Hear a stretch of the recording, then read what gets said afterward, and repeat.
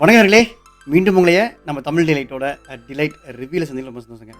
இந்த வாரம் நான் உங்கள்கிட்ட ஆல்ரெடி சொல்லியிருந்தேன். நிறைய படங்கள், நிறைய கதைக்களங்கள் வந்து ரிலீஸ் ஆயிருக்கு. அதாவது தமிழ், தெலுங்கு, ஹிந்தி, மலையாளம் எல்லா லாங்குவேஜையும் நல்ல நல்ல படங்கள் ஒரு 6, 7 நல்ல படங்கள் வந்திருக்கு. ஈவன் இங்கிலீஷ், ஹாலிவுட்டில் கூட 2 நல்ல படங்கள். ஒன்று வந்து த ஃபியூரியஸ் அண்ட் வந்து இன்னொன்று வந்து காலனி. காலனி. ஸோ இந்த படங்கள்லாம் வந்து ரிலீஸ் ஆயிருக்கு. இதில் நம்ம ஆல்ரெடி நூறுசாமி பற்றி இப்போ ரீசெண்டாக பார்த்துருந்தோம். நம்மளோட 122 ரிவ்யூவாக. இப்போ நம்மளோட 123 ரிவ்யூவாக காக்டெயில் 2 அனதர் ஒரு பாலிவுட் மூவி. ஸோ இந்த படத்துக்கு நான் போனதுக்கு ஒரு ரீசன் என்னென்னா, மெயினாக எனக்கு வந்து இந்த காக்டெயில் அந்த படம் வந்து எனக்கு ரொம்ப பிடிக்கும். அதுக்கு இன்னொரு காரணம், மிக முக்கியமான காரணம் வந்து இம்தியாஸ் அலி. ஸோ இம்தியாஸ் அலி எப்படின்னா, நான் அவர்கிட்ட ரொம்ப அவரோட இதானதுக்கு காரணம் வந்து லவ் ஆஜ்கல் எனக்கு வந்து ரொம்ப ரொம்ப பிடிக்கும். அண்ட் தமாஷா ரொம்ப ரொம்ப ரொம்ப ரொம்ப பிடிக்கும். ஸோ இந்த படங்கள் பிடிக்காத ஆளே இல்லைன்னு தான் சொல்லணும். அவரோட அந்த ஸ்க்ரீன் பிளே வந்து அவ்வளோ சூப்பராக இருக்கும். அதோட நிறைய படங்கள் பண்ணிக்காரு. இப்போ ரீசனாக கூட அந்த மே வாபஸ் ஆகுங்கன்னு சொல்லிட்டு ஒரு படம் எடுத்திருந்தாரு. அந்த படத்தை இன்னும் பார்க்க முடியல. ஏன்னா அதிகமான ஒரு ஸ்க்ரீன்ஸ் வந்து சென்னையில் இல்லை. கண்டிப்பாக தேடி பார்த்து அந்த படத்தை நான் போயிட்டு அதுக்கும் நான் ரிவ்யூ கொடுக்குறேன் உங்களுக்கு. ஸோ இம்தியாஸ் அலி ஒரு சூப்பர்பான ஒரு ஒரு மியூசிக் டைரக்டர். அவரோட படங்கள் எப்படின்னா, நீங்கள் வந்து எப்படி நீங்கள் கௌதம் மேனன் படம் பார்க்குறப்ப படங்கள் போயிட்டே இருக்கும். அதாவது அப்படியே ஒரு சாங்கு படம். அதாவது ஒரு லவ் ரொமான்டிக் மூவியாக தான் மேக்ஸிமம் அவர் எடுப்பார். ஆனால் ரொம்ப இன்டென்சிவாக இருக்கும். அதாவது எப்படி சொல்லலாம், உங்களுக்கு வந்து ரொம்ப இது எப்படி சொல்லலாம், மன்னிக்கணும், அது அந்த வே ஆஃப் அது எப்படி கம்யூனிகேட் பண்ணது இல்லை. மீன்ஸ் ரொம்ப ஒரு ஒரு அடல்ட் கண்டென்ட் எடுக்க மாட்டார். ஓகேங்களா? ரொம்ப இன்டென்சிவ் ரொமான்ஸ், எது ட்ரையாங்கல் லவ்வாக இருக்கும், இல்லை வந்து ரொம்ப ஒரு மேல் ஃபீமேல் லவ் பண்ணால் ரொம்ப இன்டென்சிவாக காட்டுவார். இன்டிமேசியாக ரொம்ப அதிகமாக இருக்கும். ஆனால் அதுக்கு ஒரு காரணங்கள் இருக்கும். அதுக்குன்னு ரொம்ப அடல்ட் கண்டென்ட்டாக இருக்காது. அவரோட அந்த ஸ்க்ரீன் பிளே, அவரோட அந்த ப்ரெசன்ஸ் வந்து அந்த எக்ஸிக்யூஷன் வே எனக்கு ரொம்ப ஒரு பிடிக்கும். இம்தியாஸ் அலியோட நீங்கள் இன்கேஸ் அவரோட லவ் ஆஜ்கல் படமாக இருக்கட்டும், பார்ட் 2 வேண்டாம். பார்ட் 2 வந்து அது வந்து பக்வாஸ். ஓகே, அதை விட்டுருங்க. பார்ட் 1 லவ் ஆஜ்கல், காக்டெயில், தமாஷா, இந்த 3 படங்கள் நீங்கள் வந்து பாருங்கள் டைம் கிடைச்சா. அதான் அந்த படம் பார்க்குறப்பே நீங்கள் கண்டிப்பாக அவரோட ஃபேன் ஆயிடுவீங்க. இன்னொன்று, இந்த படத்துக்கு நான் போகிறதுக்கு இன்னொரு முக்கியமான காரணம் பிரீத்தம் அவரோட ஸ்கோர்.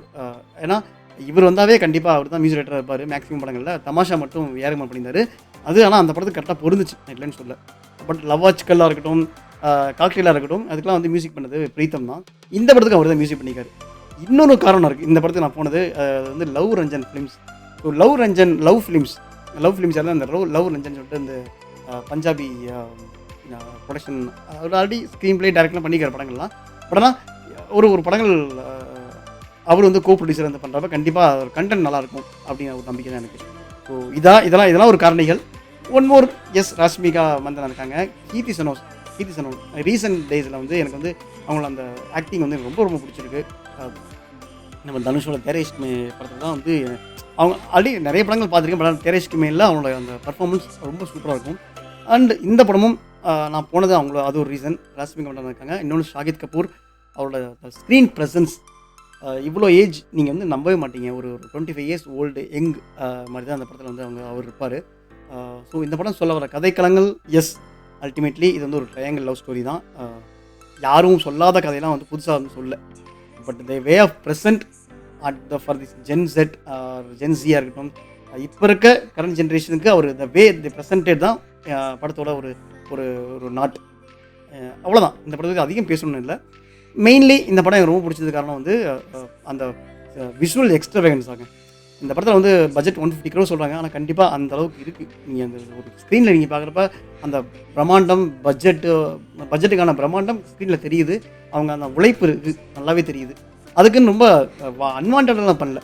இந்த படம் வந்து ஒரு சிசிலின்னு சொல்லிட்டு ஒரு இடத்துல தான் வந்து மேக்ஸிமம் ஸ்க்ரீன் வந்து எடுத்துருக்கேன். ஸோ சீக்வன்ஸ் எடுத்துக்க மாதிரி காட்டுறாங்க. ரொம்ப சூப்பராக இருக்குது. அதாவது அந்த ஒயின் வின்யார்டோட ஏரியாவாக இருக்கலாம், அவங்க அந்த ட்ராவல் பண்ண பிளேஸாக இருக்கலாம், அப்ராட் போனது இதாக இருக்கலாம், அதில் அங்கே கேப்சர் பண்ண மூமெண்ட்ஸாக இருக்கட்டும், அதை ப்ரெசென்ட் பண்ணதாக இருக்கட்டும், ரொம்ப சூப்பராக இருந்தது. எனக்கு ரொம்ப அந்த லொக்கேஷன் தான் ரொம்ப பிடிச்சிருந்தது. நம்மளும் கையில் காசு இருந்தால் நம்மளும் அந்த கண்ட்ரிக்கெலாம் போய் எக்ஸ்ப்ளோர் பண்ணணும் ஒரு ஆசை வரும். பட் பார்ப்போம், தலைவர் இருக்காரு, கொடுப்பாருன்னு ஒரு நம்பிக்கை தான். Let's see. But coming to the picture, ரொம்ப நல்ல ஒரு இன்டென்சிவான ஒரு ட்ரையாங்கிள் லவ் ஸ்டோரி சொல்லலாம். உங்களுக்கு டைம் கிடைச்சா நீங்கள் வந்து போங்கன்னா, எனக்கு தெரிஞ்ச படத்தை நீங்கள் ஃபேமிலியோடு பார்க்க முடியாது. ஏன்னா இது கிட்டத்தட்ட ஜென்சி கைண்ட் ஆஃப் தான். ஆனால் அதுக்கு ரொம்ப ஓவர் அடல்ட் கண்டென்ட்டாக இருக்காது. ரொம்ப நல்லாயிருக்கும். இன்டிமேசி அதிகமாக இருக்கும். நல்ல படங்க எனக்கு தெரிஞ்சு. உங்களுக்கு ஒரு நல்லா ஃப்ரெஷ்ஷாக நல்லா சில்லாக ஒரு படத்துக்கு போகணும்னா, இந்த படத்துக்கு கண்டிப்பாக நீங்கள் போகலாம். ரொம்ப சூப்பரா இருக்கும். கண்ணு குளிர்ச்சியாவும் இருக்கும். அ அது நீங்க படம் பார்க்குறப்போ உங்களுக்கு புரியும் நான் இப்படிலாம் சொல்றேன்ட்டு. அ ஒரு விஷயம் ஒரு சில விஷயங்கள்னால இத நான் ஓப்பனா சொல்ல முடியாது. பட் ஆனா ரொம்ப சூப்பரான படங்க.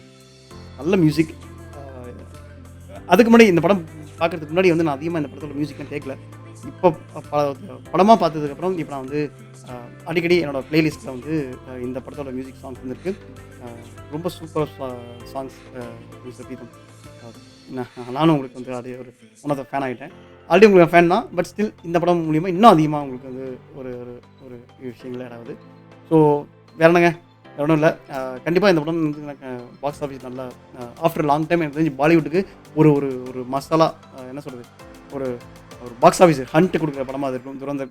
ஏன்னா துரந்தர் எல்லாரும் நெறைய பேர் பார்த்துருப்பாங்க. ஒரு ஒரு ரொமான்டிக் படத்துல ரீசென்ட் டேஸ்ல எதுவும் குடுக்கல. லாஸ்ட் வீக் ஒரு படம் பார்த்தோம். ஒரு பக்வாஸ் படம் ஒரு வருண் தவனோட. ஸோ அந்த மாரியே இந்த படம் இருந்துருமோ? அ இந்தியன் கல்ச்சர வந்து நெறைய மாத்துறாங்களோ? எனக்கு வந்து ரொம்ப இதா இருக்கும். ஸோ அப்படி நெனச்சு தான் இந்த படத்துக்குள்ள போனேன். அப்படி ஏதாவது கன்டென்ட் வச்சிட போறாரு அப்படின்ட்டு. ஏன்னா ட்ரெய்லர் பார்க்குறப்ப கொஞ்சம் த்ரீசம்மா அப்படி இப்படிலாம் போச்சு. அ ரொம்ப மன வருத்தத்துல இந்த படத்துக்கு போனேன். பட் ஆனா படம் பார்க்குறப்ப அதெல்லாம் கொஞ்சம் கிளாரிட்டி ஆச்சு. ரொம்ப படம் சூப்பரா இருக்கு.